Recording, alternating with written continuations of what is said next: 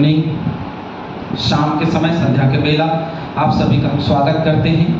और एक बार फिर से आज की क्लास में हम आगे बढ़ेंगे और बढ़ते हुए जैसे कि हर शाम प्रेरितों के काम से हम लगातार अध्ययन कर रहे हैं और पौलुस के जीवन संघर्ष को देख रहे हैं, क्योंकि इससे पहले उसने प्रचार किया और वहाँ भी कई संघर्ष आए। और आगे जब पत्रियों में जाएंगे तो वहाँ देखेंगे कई बार नावें टूटी, कई बार उनके जीवन में मुसीबतें आई, कई बार उनको पकड़ा गया, कई बार उनको बंदी गृह में डाला गया। उसके बावजूद भी वो सुसमाचार का प्रचार करते रहे।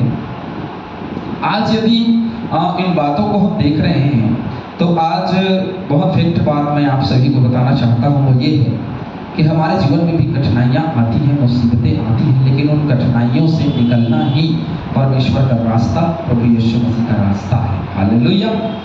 जब ये पूरा क्लास जैसे हमारा बहुत जैसे स्पीड से जा रहा है, जल्दी जैसे खत्म हो जाता है, तो दिसंबर का जो महीना रहेगा उसमें हम छोटे छोटे अध्ययनों के विषय देखेंगे। जैसे पवित्र आत्मा का अध्ययन, एक क्लास रविवार के दिन पवित्र आत्मा का अध्ययन जो है वो हम उसके विषय में चर्चा करेंगे कि पवित्र आत्मा का वास्तव में क्या अध्ययन है, उसका क्या काम है, उसके विषय में सारी चर्चाएं हम देखने वाले हैं आने वाले दिनों में।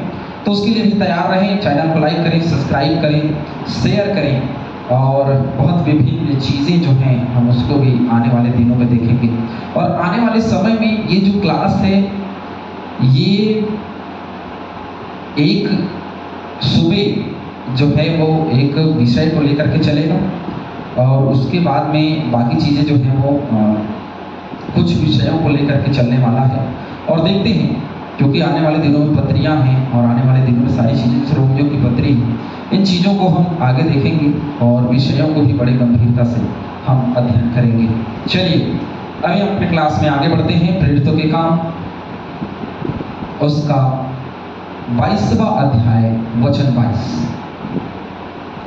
वे इस बात तक उसकी सुनते रहे, तब ऊंचे शब्द से चिल्लाए, ऐसे मनुष्य का अंत करो, उसका जीवित रहना उचित नहीं है। जैसे यीशु मसीह के लिए लोगों ने चिल्लाया कि भाई यीशु मसीह का जीवित रहना सही नहीं है, ये तो व्यवस्था के विरुद्ध बातें करता है, कहता है कि ये तो ईश्वर है। वैसे ही बोला कि ये तो जो चीजें वो बोल रहा है और जो चीजें वो कर रहा है, ये सारी चीजें जो हैं वो तो वचन के विरुद्ध जा रही है। व्यवस्था केवल और केवल इजरायलियों के लिए दी गई है।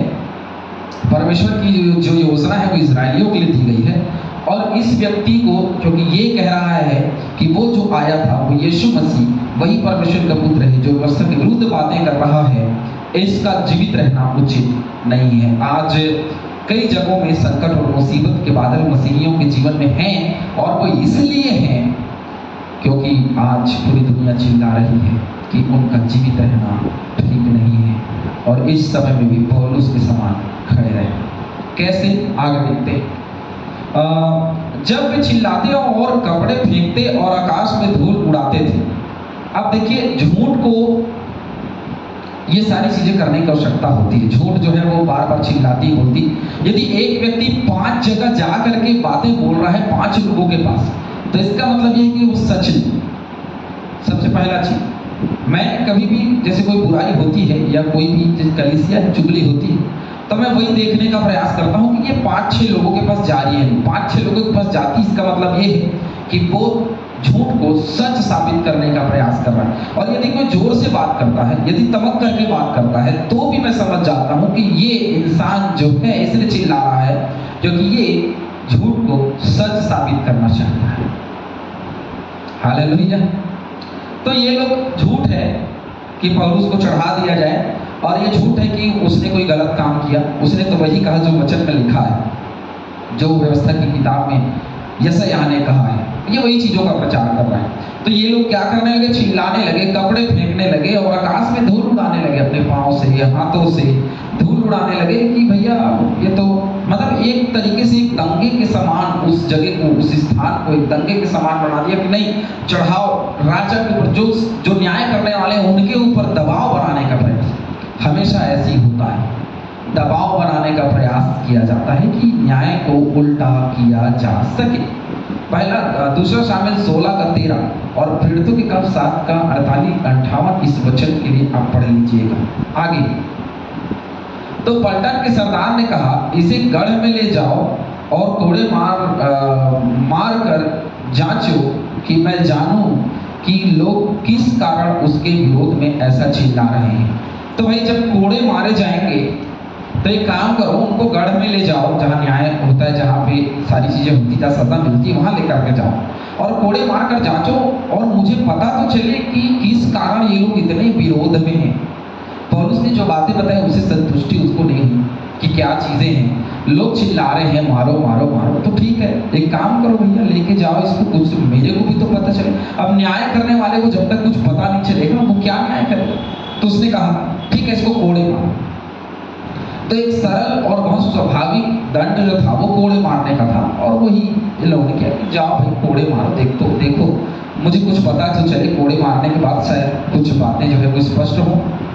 जब उन्होंने उसे तस्मों में से बांधा तो पौलुस ने उस सूबेदार से जो पास खड़ा था कहा, क्या यह उचित है कि तुम एक रोमी मनुष्य को और वह भी बिना दोषी ठहराए हुए कोड़े मारो।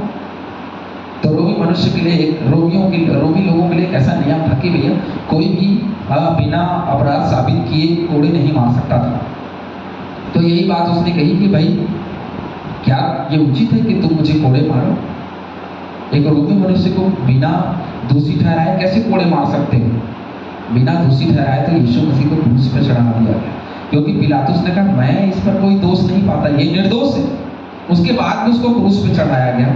और पौलुस के लिए ये बातें देखी कि तो भाई क्यों ऐसा क्यों होना है, तुम ऐसा क्यों कर रहे हो कि कैसे आप जो है वो कोड़े मार सकते हो। तो सूबेदार ने यह सुनकर पलटन के सरदार के पास जाकर कहा, तू यह क्या करता है, यह तो रोमी मनुष्य है। अरे भाई अभी तक तो यहूदी था, अभी यहूदी की बात कर रहा था। मैं बोले तो मैं तो इब्री भाषा में बोल रहा था, इब्रानी था, अब ये रोमी कैसे हो गया। और भाई ये तो रोमी मनुष्य है, और रोमी मनुष्य मतलब ये हमारे शासन के ऊपर बैठा है, क्योंकि उस समय रोम का शासन था, तो गड़बड़ ना हो जाए कहीं। तब पलटन के सरदार ने उसके पास आकर कहा, मुझे बता क्या तू रोमी है। उसने कहा हाँ। ये सवाल, क्या तू सचमुच में रोमी है। अरे हाँ मैं रोमी हूँ भैया। तो पौलुस को बोलना पड़ा हाँ मैं रोमी। यह सुनकर पलटन के सरदार ने कहा, मैंने रोमी होने का पद बहुत रुपये देकर पाया है।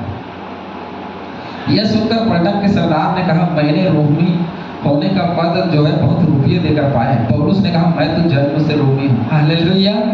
तो पलटन का जो सरदार है उसने कहा मैंने तो ये पद जो है बहुत मोल देकर के, ये जो वचन है इसमें यदि हम जाते हैं तो हम उसी मोल को जो मेल दे करके चुकाने की बात ये कर रहा है, उसी मोल को यीशु मसीह के दिनों में हमारे जीवन के लिए पाते हैं, क्योंकि उसने हमें बहुत मोल दे करके, और कितना मोल, बहुमूल्य लहू जिसका कोई मोल नहीं है, वो मोल दे करके हमको क्या किया है, छुड़ाया है। क्योंकि हम इजरायली प्रजा नहीं थे, हम परमेश्वर के चुने हुए नहीं थे, हम तो अन्य जाति थे, हम तो अलग थे, हम तो परमेश्वर की योजना के नहीं थे, हमें तो व्यवस्था के अनुसार दंड मिलना था। लेकिन परमेश्वर ने यीशु मसीह को भेजा, उसके लहू से हमको खरीदा। कितना मूल्यवान होगा उसका लहू, जिसने एक बार सभी के लिए, ताकि हर एक व्यक्ति परमेश्वर का हो जाए, इस्राएली प्रजा बन जाए, उसके लिए एक लहू बहा दिया। मैं और आप उसी लहू के पार हैं। पौलुस ने कहा तूने तो खरीदा है बाबा, मैं तो जन्म से रोमी हूँ। हालेलुया। तुमने उसको खरीदा, मैं जन्म से रोमी हूँ। आज ना जाने, देखिए उद्धार पाने के लिए क्या करना है, नहीं सीरियस जन्म लेना, लेकिन वो चाहता था कि मैं पैसे से खरीद सकूं। कोई पैसे से उद्धार नहीं खरीद सकता। इस बात को हमारे अपने जीवन में देखना पड़ेगा। आज बहुत सारे लोग हैं जो पैसे से अपना उद्धार खरीदना चाहते हैं। क्या पैसे से सचमुच उद्धार मिलता है? नहीं, पैसे से कभी उद्धार नहीं मिलता भैया। पैसे से सिर्फ और सिर्फ पाप खरीदा जा सकता है, पैसे से दंड खरीदा जा सकता है, क्योंकि वो सुख विलास के लिए है ना। चलिए आगे। तब जो लोग उसे जांचने पर थे वे तुरंत उसके पास से हट गए, और पलटन का सरदार भी यह जानकर कि यह रोमी है और मैंने उसे बांधा है, डर गया। क्योंकि रोमी लोगों से डर, भैया उसने तो खरीदा था, ये तो सचमुच भी जन्म से रोमी है। तो सब लोग जो अभी तक चिल्ला रहे थे, अरे मार दो, पीट दो, ये कर दो, वो कर दो, ये लोग सभी लोग का सिट्टी पिट्टी गुम हो गया। भैया आप क्या करें, है ना। पढ़ तो 16 का 38 पढ़ते हैं।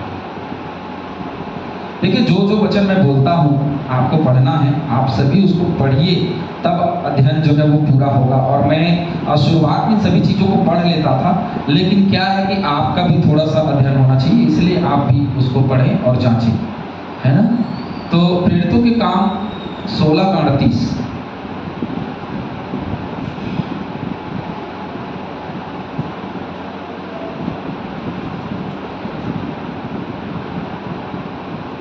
प्यादों ने ये बातें हाकिमों से कह दी और वे यह सुनकर के रोमी है डर गए। एक और बात, क्योंकि प्रेरितों के काम में जब 16वें अध्याय को हमने पढ़ा था, वहां देखे कि प्यादों ने ये बातें हाकिमों को कह दी और ये लोग उसको यह डर गए कि भैया ये तो रोमी है, इसको सुन करके वे डर गए। और यहाँ भी हम उसी घटना को देख रहे हैं। और वचन है प्रेरितों 21 का 33, इसको भी आप पढ़ लीजिएगा। तो ये व्यक्ति जो है वो रोमी है, यह सुन करके वे डर गए।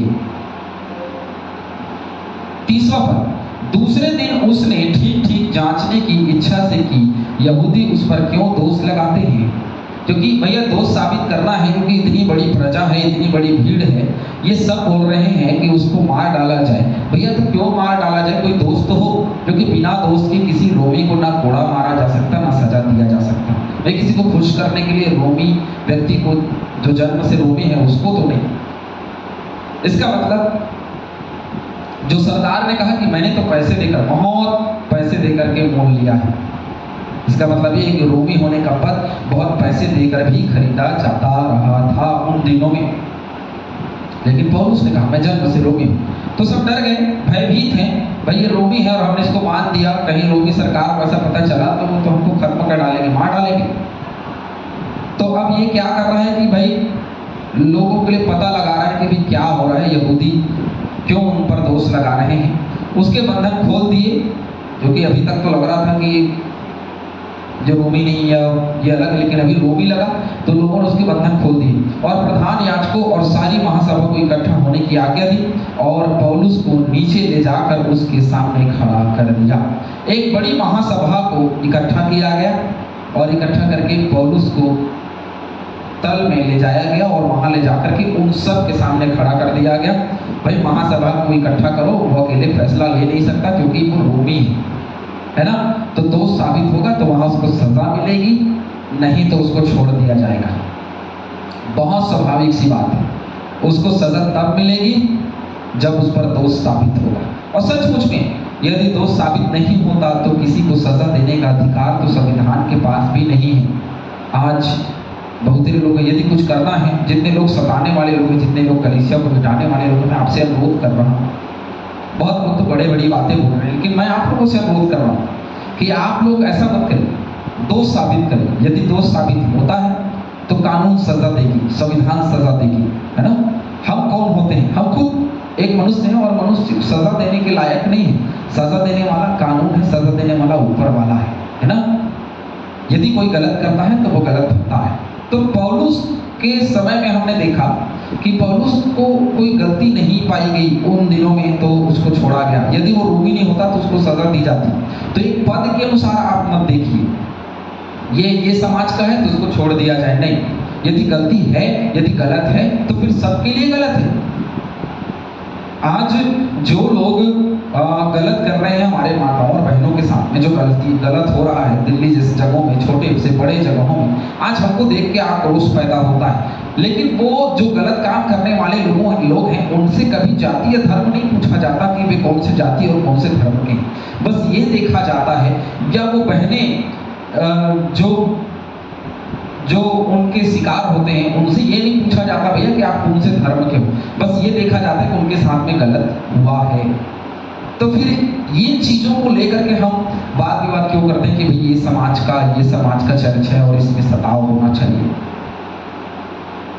सभी को अपने अपने धर्म के सुसमाचार प्रचार का एक धर्मनिरपेक्ष राज्य में बराबर का हिस्सेदारी दिया जाता है और सबके लिए है। ऐसा नहीं कि हमारे लिए बस और किसी के लिए, सबके लिए है, और यही संविधान है, यही नियम और यही कानून है। हालेलुया। और उसी के दायरे में हम सबको रह के काम करना चाहिए। पौलुस के लिए हम देख रहे हैं कि जो नियम रोमी सरकार के लिए बनाई गई थी या रोमी लोगों के लिए बनाई गई थी, उसी नियम के तहत अब पौलुस के साथ में किया जा रहा है। सबसे पहले उसके बंधन खोल दिए गए और उसको महासभा के सामने इकट्ठा किया गया ताकि वहां उसके दोष साबित हो सके। सचमुच में महासभा इकट्ठा करिए, अदालत में जाइए, कानून का दरवाजा खटखटाइए कि कहीं गलत हो रहा है तो, और उस गलती का उसको सजा दिलाइए। मारना पीटना या बहन बेटियों के साथ में खिलवाड़ करना ये सही नहीं है, क्योंकि हमारे घर में भी बहन बेटियां, आप सबके घर में भी बहन बेटियां हैं ना, ये घटनाएं जो है वो अप्रिय हैं। तो इन सारी चीज़ों को, हालांकि मसीहियों के लिए लिखा है कि सताव आएंगे, लेकिन सताने वाले लोग भी जो है वो सही नहीं है। सही रास्ते से आप आइए, गलत रास्ते से मत आइए। उससे हमारे धर्म ही परंतु सभी धर्म ग्रंथ जो हैं, जो ग्रंथ के अनुसार वो गलत पाए जाएंगे और हम सब वही रास्ते जाएंगे जो नरक का है। हालेलुया। सबके धर्म के अनुसार किसी को मारना पीटना या किसी के साथ गलत व्यवहार करना, ये हर एक धर्म के अनुसार पाप है। कोई ऐसा धर्म नहीं है जहां आप किसी भी मनुष्य को सताते हैं, मारते हैं, पीटते हैं तो उसको सही माना जाता है। नहीं, वो गलत माना जाता है, वो पाप माना जाता है। इसीलिए पौलुस के लिए कोई भी उस वक्त ऐसा सिचुएशन आ गया था कि भाई कोई भी ये निर्णय नहीं ले पा रहा था कि उसको सचमुच में सजा दिया जाए, जो कि वो उसके विरुद्ध में था। हालेलुया। इसलिए सब सोच समझ के सारी चीज़ों को करें और परमेश्वर हम सभी को बहुत से आशीष दे। जहाँ सताव है उन लोगों को बहुत से परिवर्तन करें।